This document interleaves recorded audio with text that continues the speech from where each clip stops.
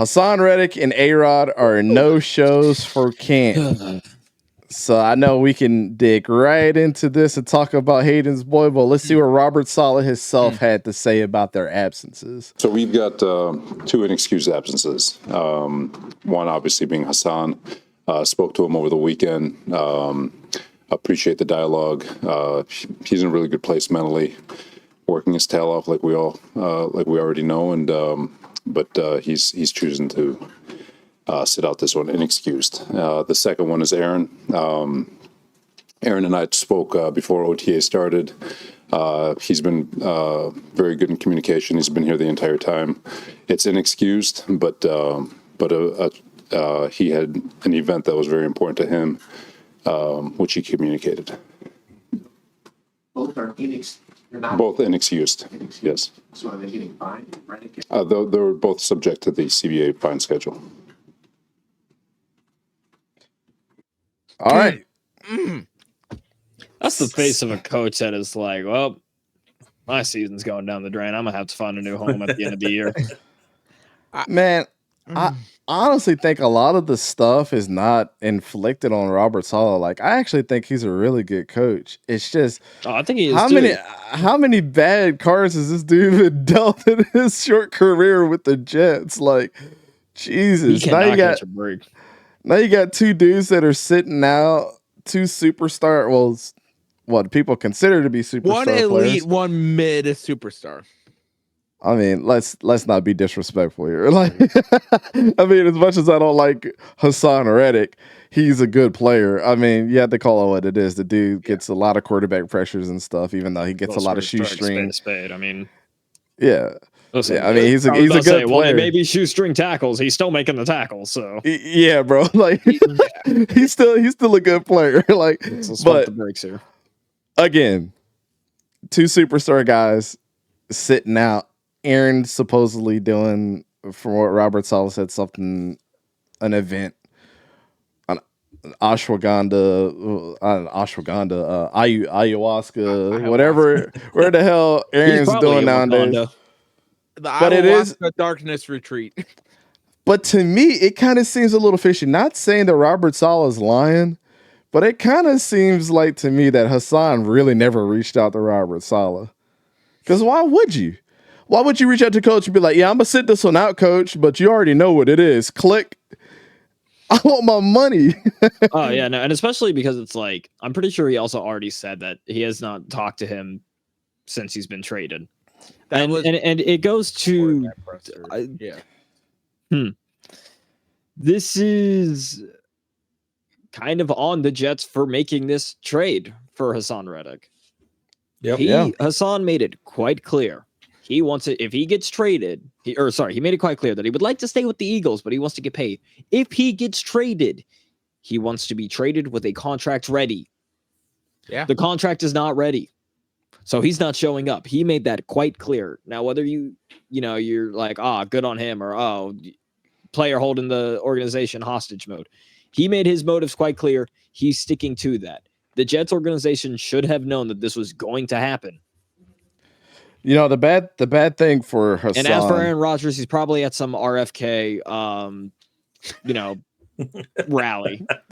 That's probably the event. I don't know. He's still running for president. But the thing is, too, with Haason is not only did you get shipped out from the Eagles outside of your own volition, but then you go to a team you're expecting them to pay you. But what you don't realize is, like, this is still the offseason, and players are still going to get extensions through this whole period up into the season. And now people are lapsing you in contracts now. So the money that you think that you're going to get, you're not going to get. I mean, unfortunately for you, sir, like, there's somebody that's going to reset the market. There's going to be somebody that gets more money than you that's probably not, in your realm of edge rusher, but it happens all the time. So, I mean, Amon-Ra St. Brown is the second highest paid receiver in the league? Mm-hmm. Correct. So, say what you want. I mean, the dude produces, but... Wait, player or wide receiver? Hold up. A wide receiver. Okay, yes. Yeah. So... Don, what you think, man? Good move by them. No. Hey, I'm not surprised. I think Sora hit it exactly. He was expecting that deal to be done. Obviously, forfeiting the $250,000 workout bonuses for the OTAs doesn't mean anything to him. Yep. He's in it for the long haul. He wants what he wants, and that's what he's going to get. I heard Coach say that they were both not excused absences, but it sounds like since Rodgers was there for the OTAs, he's a little more forgiving there. And it's also like, so 6 hours today on Twitter, Haason goes, stop believing the foolery you'll see on the social media apps and news outlets running the narratives and, saying that we, the fans, are eating up those said narratives. Crazy. That's what I'm saying. I don't think he ever called Robert Saleh. Yeah, he never called him, but also like, he's doing great. But also, so he posted that, but also on top of all of that, never once denied or never once agreed with Coach yeah, I called him, or never once was like, there's no bad blood. He just said, yo, stop believing these BS narratives. That's it. Hard stop. I was like, he made it quite clear he wanted that contract.